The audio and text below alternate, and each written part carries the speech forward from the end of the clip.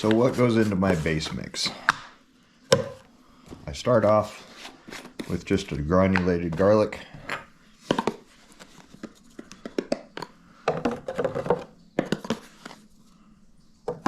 Two, three, four, five, six, seven, 8, 9, 10, 11, 12. To make a full container, I'm going to start with 12.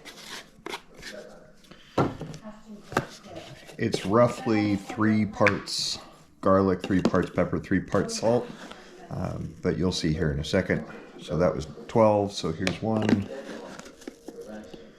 2, 3, 4. This is just a coarse ground black pepper. I do like the coarse ground. 5, 6, 7. I do 8 of that. Making kind of a mess here, but so that's the coarse ground. That's 8. Now I'm going to add some white pepper.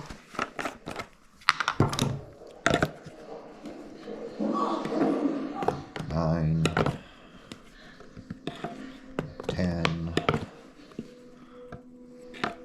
11. Well, technically it's 3 of the white pepper, but I'm making that equivalent to about the same as 12 things of granulated garlic. And salt, I use a mix of the Himalayan pink,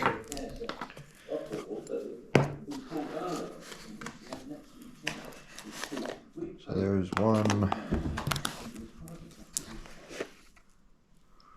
2, 3. I start backing it down at this point. There's 3 of that one. And then I like a coarse sea salt. Kosher works well. Any granulated salt.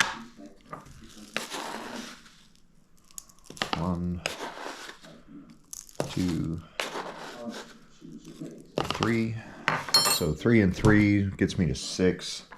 That's actually probably a little light on the salt. Normally I go a little bit heavier, but I also use this granulated salt, pepper, and garlic. So I'll get 3 of those in there. 1, 2, 3. And that's more salt than anything else, so I'll kind of balance that salt out a little bit. But I've been getting it a little salty lately, so I'm trying to. And then celery seed. I think it's Henry Cho. His YouTube site said that you got to put celery seed into all of your brisket stuff. So I started adding this in, and it's just become a regular part of my concoction. I usually just put 1, 1.5, maybe 2 in a full container. I don't like to overdo it on that one. Then I just mix it up. And I use this base on everything. This is my base for my pork. This is my base for chicken. This goes great on steak. This goes great on. And I'll enhance some of the other things. I'll put other stuff on it as well. But this is if I'm just looking for a baseline seasoning, this is my base rub. Started off as 3 parts garlic, 2 parts pepper, 2 parts salt. That was too much salt, so I backed it down to 3-2-1 ratios, and then it's just evolved over time. And this is now more or less what we're looking for. It's getting a little cloudy, so it's kind of hard to see. But that's what I'm looking for. So let's go put this on some steak and see what happens.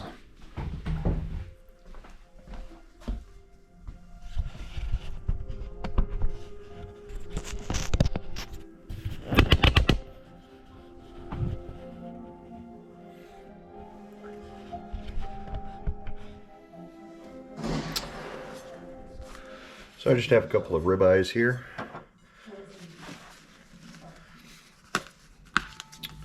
I just give it a good coating, one of each. Just kind of pat that in.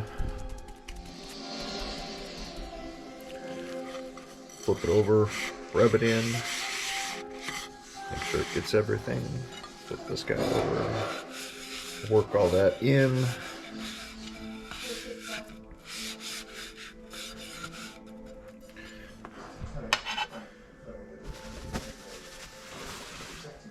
And I just use a little oil just as a binder. Just kind of rub that in. It's just straight olive oil, nothing fancy.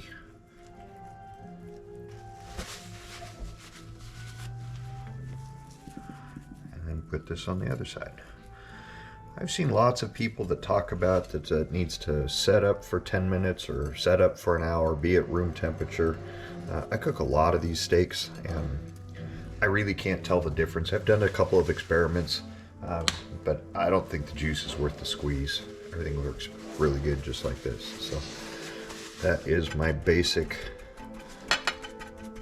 rub and how I do my steaks. That piece is going to cook a little funny. Cut that off for the dogs, but yeah, it's good meat.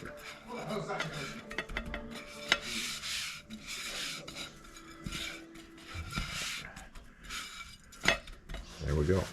I got my grill warming up right now.